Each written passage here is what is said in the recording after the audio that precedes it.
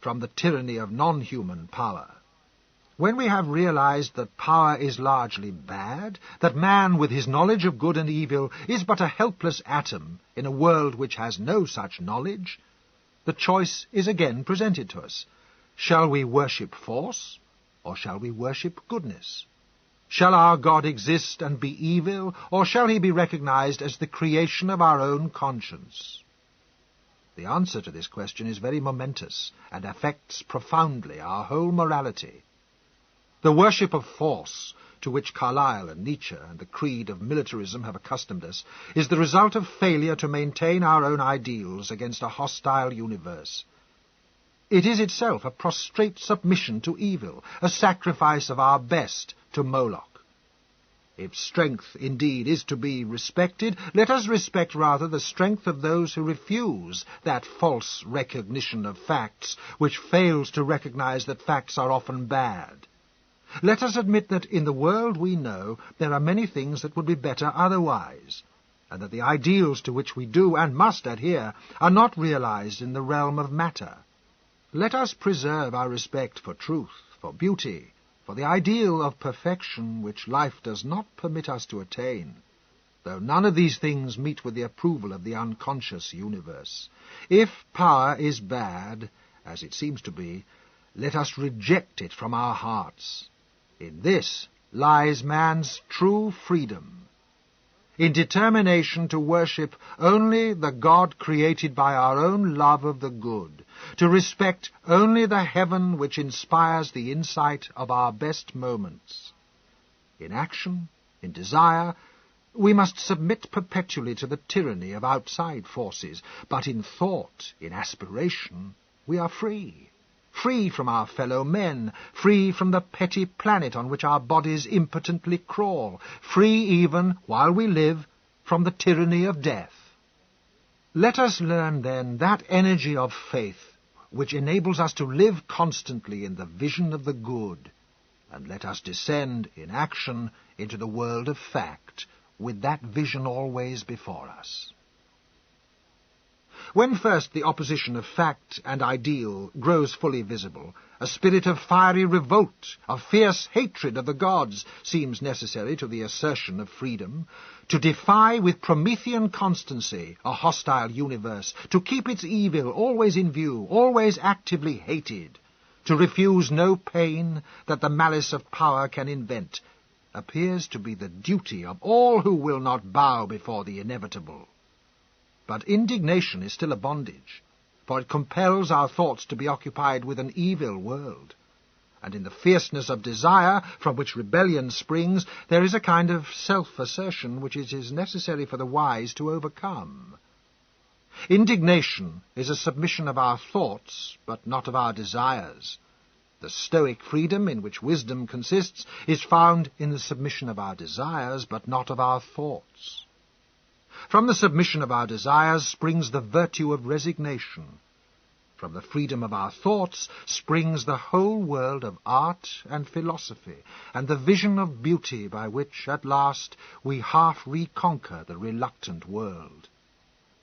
But the vision of beauty is possible only to unfettered contemplation, to thoughts not weighted by the load of eager wishes. And thus freedom comes only to those who no longer ask of life that it shall yield them any of those personal goods that are subject to the mutations of time. Although the necessity of renunciation is evidence of the existence of evil, yet Christianity, in preaching it, has shown a wisdom exceeding that of the Promethean philosophy of rebellion. It must be admitted that of the things we desire, some, though they prove impossible, are yet real goods. Others, however, as ardently longed for, do not form part of a fully purified ideal.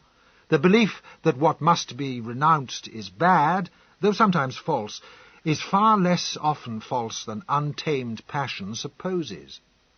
And the creed of religion, by providing a reason for proving that it is never false, has been the means of purifying our hopes by the discovery of many austere truths.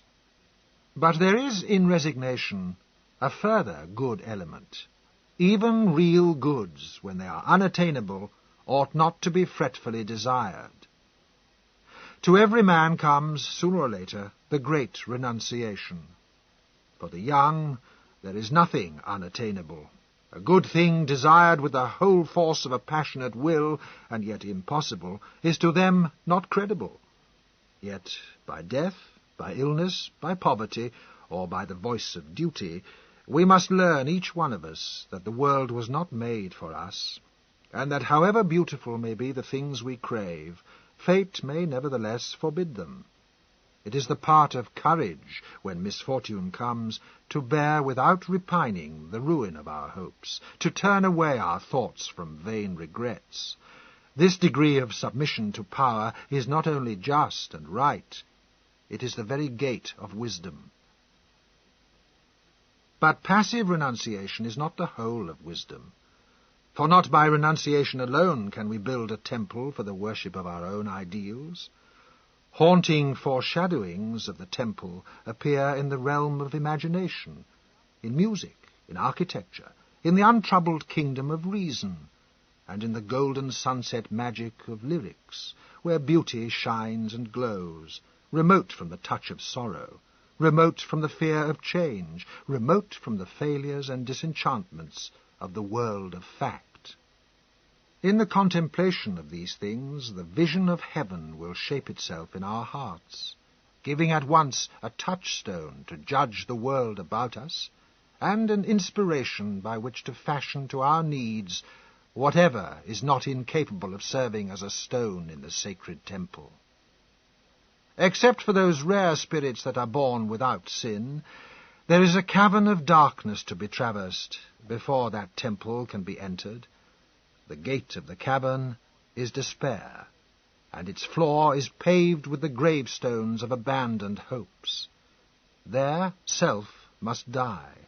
There the eagerness, the greed of untamed desire must be slain, for only so can the soul be freed from the empire of fate. But out of the cavern, the gate of renunciation leads again to the daylight of wisdom, by whose radiance a new insight, a new joy, a new tenderness shine forth to gladden the pilgrim's heart. When, without the bitterness of impotent rebellion, we have learned both to resign ourselves to the outward rule of fate and to recognize that the non-human world is unworthy of our worship, it becomes possible at last so to transform and refashion the unconscious universe, so to transmute it in the crucible of imagination, that a new image of shining gold replaces the old idol of clay.